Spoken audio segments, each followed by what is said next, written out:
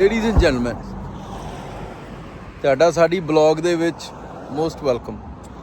ਇਹ ਬੱਲੀ ਆ, ਉਹ ਨਿੰਦਰ ਵਾ, ਆ ਸਾਡੇ ਭਾਜੀ ਆ। ਅਸੀਂ ਪੀਰ ਨਿਗਾਹੇ ਚੱਲੇ ਆ ਜੀ। ਅਸੀਂ ਪੀਰ ਨਿਗਾਹੇ ਪਹੁੰਚ ਚੁੱਕੇ ਆ। ਐਕਚੁਅਲੀ ਇੱਥੋਂ 4 ਕਿਲੋਮੀਟਰ ਅੱਗੇ ਰਹਿ ਗਿਆ। ਇੰਜੋਏ ਕਰਾਂਗੇ, ਮੱਥਾ ਟੇਕਾਂਗੇ ਤੇ ਤੁਹਾਨੂੰ ਅਪਡੇਟ ਦੇਵਾਂਗੇ ਵੀ ਕੀ ਹੋਣ ਡਿਆ।